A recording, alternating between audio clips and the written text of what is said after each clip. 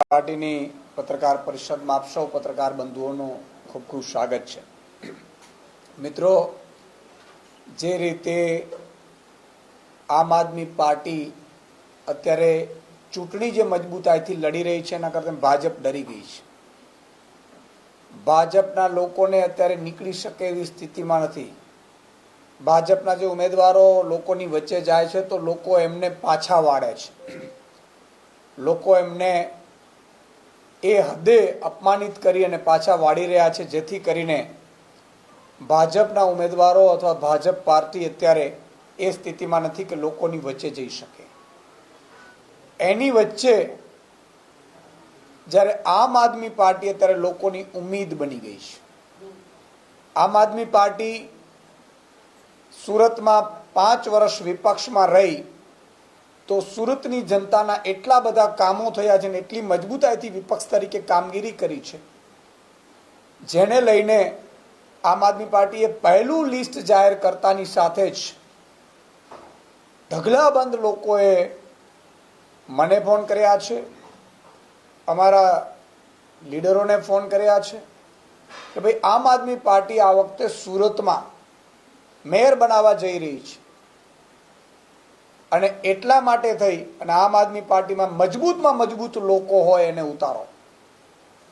સ્વાભાવિક છે કે આ જ્યારે ફોનથી નહીં પરંતુ ઢગલાબંધ ફોનથી આવીને સુરતમાં અત્યારે એક માહોલ બની ગયો છે કે ભાઈ આમ આદમી પાર્ટી એ કામ કર્યા છે અને આમ આદમી પાર્ટીના લોકોએ સુરતના લોકો માટે, જનતા માટે લડ્યા છે અને ભાજપને ભ્રષ્ટાચાર કરતા 100 વાર વિચારતા કર્યા છે। ત્યારે સુરતવાસીઓની ખૂબ ઉમ્મીદના પગલે અમે નક્કી કર્યું છે કે અમારા મજબૂત લીડર, મજબૂત આગેવાન અને મજબૂતાઈથી સુરતમાં સ્વાભાવિક છે કે મેયર બનવા જ્યારે આમ આદમી પાર્ટી જઈ રહી છે, લોકોની એક ઉમ્મીદ છે, ત્યારે એવા વિઝનરી નેતા કે જે 2012થી ચૂંટણી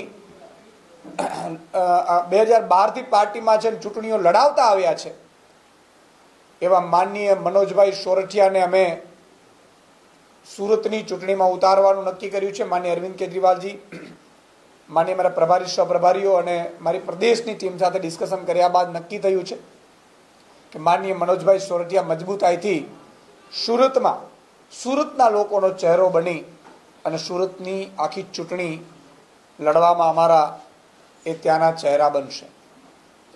મિત્રો, બહુ આશ્ચર્યની વાત છે કે ભાજપ જ્યારે આ બધા લીડરો ચૂંટણીઓ લડી રહ્યા છે અને ચૂંટણીઓનો માહોલ બની ગયો છે, કોંગ્રેસ કંઈ પિક્ચરમાં નથી, ત્યારે ભાજપ એટલી ડરી ગઈ છે કે ભાજપે નક્કી કર્યું છે કે હવે ચૂંટણીઓમાં આપણે આમ આદમી પાર્ટીને નહીં પહોંચી શકીએ। આમ આદમી પાર્ટી જે રીતે ચૂંટણીઓ લડી રહી છે, આમ આદમી પાર્ટી ચૂંટણીઓ જીતી જશે, ભાજપ ચૂંટણીઓ હારી રહી છે, જેના પગલે ભાજપે નક્કી કર્યું છે કે હવે ભાજપ નહીં, પોલીસને આગળ કરીને અત્યારે પોલીસ ચૂંટણી લડી રહી હોય આમ આદમી સામે, એવો આખો માહોલ થઈ ગયો છે। તમે જોતા હશો કે દર જગ્યા ઉપર અત્યારે અમારા કાર્યકર્તાઓ, અમારા ઉમેદવારો ખોટી ફરિયાદો કરી અને જેલમાં નાખવાનું ષડયંત્ર મોટા પાયે ભાજપ કરી રહ્યું છે। આ લોકતંત્ર માટે પણ સારું નથી, ગુજરાતની જનતાની ઉમ્મીદ માટે પણ સારું નથી। અત્યારે જે લોકો અવાજ ઉઠાવે છે અથવા તો જે લોકો ઉમેદવારી પત્રો ભરે છે અથવા તો જે લોકો ભાજપની સામે પડે એવી શક્યતા છે, ત્યારે તમામ આઈબીથી માનીને તમામ અધિકારીઓ અત્યારે માત્ર ને માત્ર આમ આદમી પાર્ટીના નેતાઓ કોણ મજબૂત છે અને કઈ રીતે ડરાવી શકાય અને કઈ રીતે જેલમાં પૂરી શકાય એવા આખા ષડયંત્રો રચાઈ રહ્યા છે, જેનાથી મારે મીડિયાની માધ્યમથી ગુજરાતની જનતાને વાકેફ કરવા માંગુ છું। અને મિત્રો, આપના માધ્યમથી ગુજરાતની જનતાને મેસેજ આપવા માંગુ છું કે અત્યારે અમારા આખા ગુજરાતમાં આમ આદમી પાર્ટીના કાર્યકર્તાઓને ખોટી રીતે જેલમાં નાખવાનો, એને ઉપાડી જવાનો, એના ઉપર ફરિયાદો કરવાની, એના ઉપર કેસ કરવાનું આખું ષડયંત્ર ચાલી રહ્યું છે। અને હમણાં મને ઇન્ફોર્મેશન મળી છે, સૂત્રો દ્વારા અમારી પાસે માહિતી આવી છે કે કેટલાક ઉમેદવારોને ડરાવી ધમકાવીને બેસાડવાની કોશિશ થાય છે અને મોટા પ્રમાણમાં અમારા જે નોમિનેશન છે એ કેમ રદ થાય આમ આદમી પાર્ટીના, એવું પણ ષડયંત્ર ક્યાંક અંદર ખાને ચાલી રહ્યું હોવાની અમને શંકા છે। આજે ગુજરાતની જનતા એક ઉમ્મીદ લઈને બેઠી છે આમ આદમી પાર્ટી ઉપર, અને આમ આદમી પાર્ટીનો એક પણ નેતા ડરવાનો નથી। અમારી ઉપર ફરિયાદો થશે, અમને જેલમાં નાખશે, અમને લાઠીઓ વરસાવશે, અમારા ઉપર ખોટા અત્યાચારો થશે, અમે ડરીશું નહીં, ઝૂકીશું નહીં, અમે મજબૂતાથી તમારો અવાજ બનશું. પણ મારી ગુજરાતની જનતાને પણ વિનંતી છે કે આગામી ચૂંટણીઓ તમારી પણ પરીક્ષા છે. આમ આદમી પાર્ટી તો લડશે, અમે તો લડીશું. અમારા કાર્યકર્તાઓને, તમારા જે આગેવાનો છે એને ઉપાડીને જેલમાં નાખી દેશે ભાજપ, બેસાડી દેશે, ડરાવશે.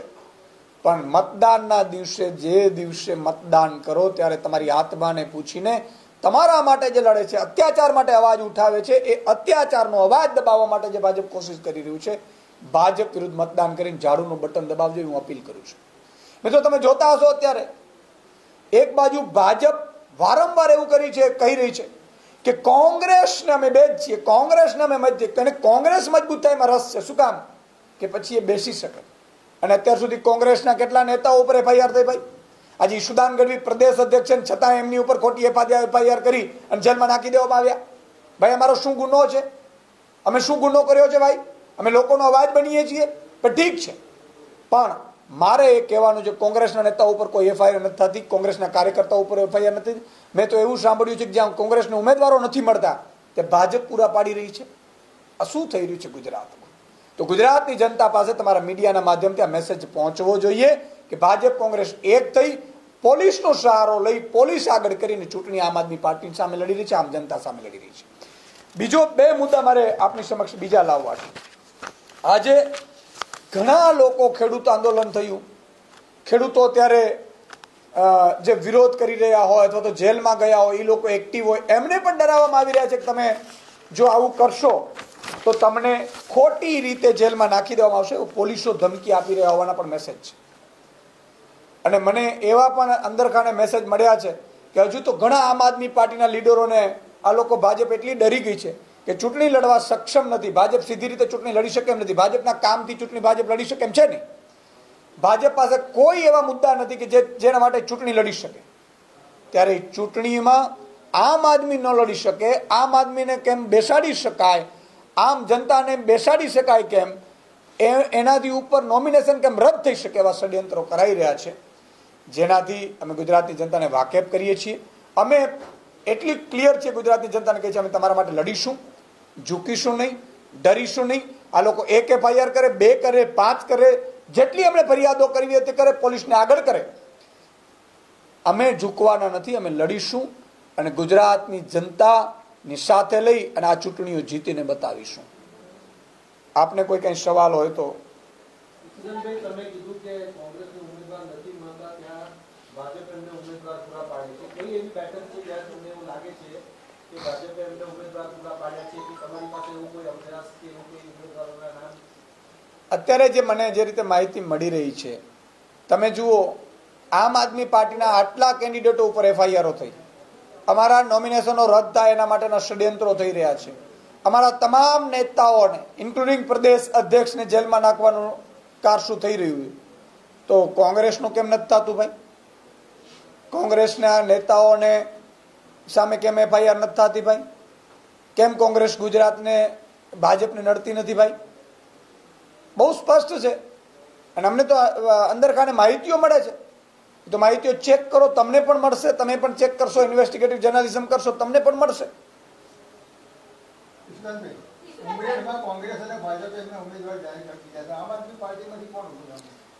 ઉમરેઠની વિધાન પેટા ચૂંટણીમાં જો આમ આદમી પાર્ટી લડે છે ત્યારે મજબૂતાઈથી લડે છે.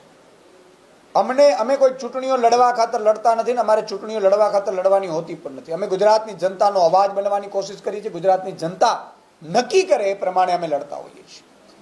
આજે ઉમરેઠની જે વિધાનસભાની ચૂંટણી આવી, અમારો ફોકસ અત્યારે સ્થાનિક સ્વરાજ્યની ચૂંટણીમાં 100% ફોકસ અમારો આપવાનું છે. અને જ્યાં અમારું 100% ફોકસ આપવાનું છે એના ભાગરૂપે આમ આદમી પાર્ટીનો પ્રદેશ નેતૃત્વ અને શીર્ષ નેતૃત્વએ નક્કી કર્યું છે કે ઉમરેઠની પેટા ચૂંટણી આમ આદમી પાર્ટી નહીં લડે, ભલે ભાજપ અને કોંગ્રેસ લડે. અને ભાજપ અને કોંગ્રેસ વારંવાર એવું કહે છે કે આ આની બી ટીમ છે ને આ એની બી ટીમ છે. હું એમને અભિનંદન આપીશ કે તમારામાં તાકાત હોય, કોંગ્રેસને પણ કહીશ તમારામાં તાકાત હોય તો ભાજપને હરાવીને બતાવજો. નહીં તો એક ચૂંટણી આમ આદમી પાર્ટી લડી હતી વિસાવદરની, ભાજપના જેટલા પણ નેતાઓ, મંત્રીઓ, મુખ્યમંત્રી, પ્રધાનમંત્રી ઉતર્યા હતા, છતાં પણ ગુજરાતની જનતાને સાથે લઈને આમ આદમી પાર્ટી જીતીને બતાવ્યું હતું. હું અભિનંદન આપું છું એ બંને ઉમેદવારોને કે એ લોકો જનતાનો મુદ્દાઓ લઈ અને ચૂંટણીઓ લડે અને જીતે.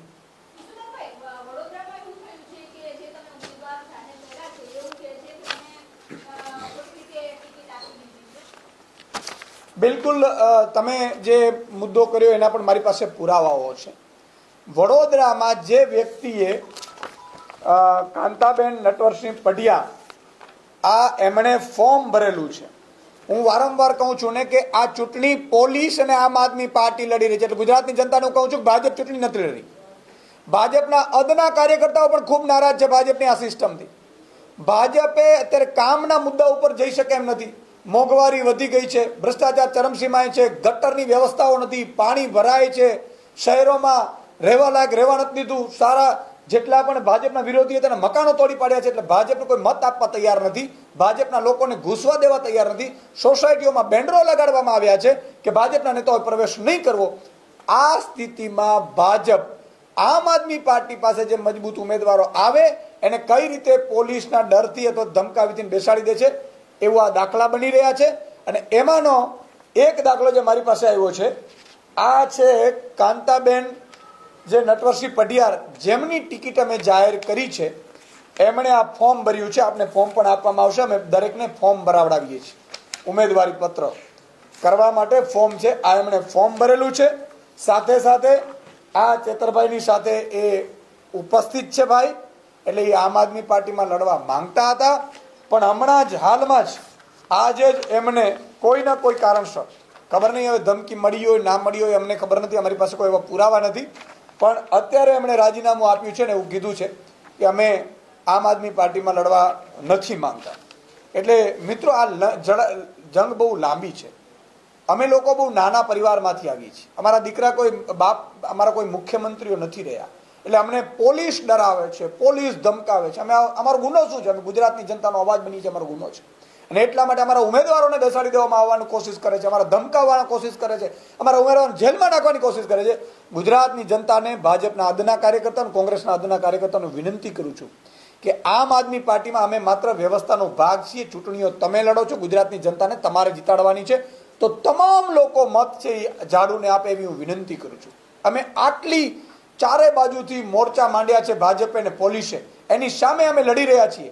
એક નાના લોકો છીએ, સામાન્ય પરિવારમાંથી આવીએ છીએ, અમારો ગુનો એ છે કે અમે તમારો અવાજ બનીએ છીએ, ત્યારે આ લોકો ચારે બાજુથી મહાભારત અને યુદ્ધની જેમ સ્થિતિ કરી લીધી છે. અભિમાનીઓને ઘેરી લીધો તો ચારે બાજુથી ખોટી રીતે, એવી જ રીતે આમ આદમી પાર્ટીને ઘેરવાની કોશિશ થઈ છે. આમ આદમી પાર્ટી ડરવાની નથી, ઝૂકવાની નથી, પણ મતદાન તો જનતાએ કરવાનું છે. જનતાને અપીલ કરું છું, ભાજપના અદના કાર્યકર્તાઓને અપીલ કરું છું કે લોકતંત્ર બચાવવાનો છે, કોંગ્રેસના અદના કાર્યકર્તાઓને કરું છું અપીલ કે તમારે પણ આ ગુજરાતને બચાવવાની જરૂર છે. એટલે આમ આદમી પાર્ટી માટે મહેનત કરજો ને ઝાડુને બટન દબાવજો એવી મારી વિનંતી છે ગુજરાતની જનતાને. એક બીજો મુદ્દો પણ મારા ધ્યાનમાં આવ્યો છે. દરેક લોકો અત્યારે એક ફેશન બની ગઈ છે ગુજરાતીઓનું અપમાન કરવાની. અરજી પડે તે વ્યક્તિઓ જ્યાં જ્યાં પોતાને લાગે ચૂંટણીઓ લડવા માટે ત્યાં વારંવાર ગુજરાતીઓનું અપમાન કરે છે. માનનીય કોંગ્રેસના રાષ્ટ્રીય અધ્યક્ષ ખડગેજીએ આજે જ્યારે કેરેલામાં જઈ અને ચૂંટણી પ્રચારના અર્થે કંઈક ગયા હશે ખબર નહીં, એમણે ગુજરાતીઓનું અપમાન કર્યું છે. એમને ખબર હોવી જોઈએ કે મહાત્મા ગાંધી અંગ્રેજોની સામે જે લડ્યા છે એ અમારા ગુજરાતી છે.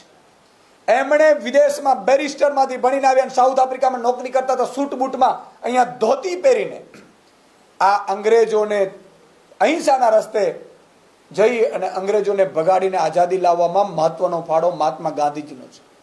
અમારા સરદાર વલ્લભભાઈ પટેલ ગુજરાતી છે કે જેમણે છેલ્લે તમે જુઓ હૈદરાબાદ કે જુનાગઢ હોય એ સફળ ઓપરેશનો પાર પાડી એ વ્યક્તિએ આજે અખંડ ભારતને અખંડ ભારત બનાવ્યું છે.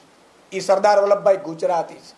કેટલાય એવા મહાન ગુજરાતીઓ થઈ ગયા છે, અમારા કવિઓ થઈ ગયા છે, અમારા કેટલાય ગુજરાતીઓ આ દેશ માટે બલિદાન આપ્યું છે. ગુજરાતની જનતા શાંતિપ્રિય જનતા છે, બધાને આવકારે છે. જ્યારે લાખો લોકો આવે છે અહીંયા ગુજરાતમાં કામ કરવા માટે, મહેનત કરવા માટે, મજૂરી કરવા માટે, ગુજરાતીઓ એને અપનાવ્યા છે. ત્યારે ગુજરાતીનું અપમાન આ કોંગ્રેસે કર્યું છે, ક્યારેય સહન નહીં કરી લેવામાં આવે. હું દરેક ગુજરાતીને વિનંતી કરું છું કે ભાજપથી આપણે કંટાળી ગયા છે, ત્રાહિમામ પોકારી ગયા છે. સામે પક્ષે કોંગ્રેસે પણ જો ગુજરાતીનું અપમાન કર્યું છે, આપણું અપમાન કર્યું છે, તમારા અને મારા દાદાજીનું અપમાન કર્યું છે, કોંગ્રેસને પણ આગામી સ્થાનિક સ્વરાજ્યની ચૂંટણીમાં મત ન આપતા અને ગુજરાતીઓએ ગુજરાતીનો બદલો લે, ઝાડુને બટન દબાવે એવી હું વિનંતી કરું છું.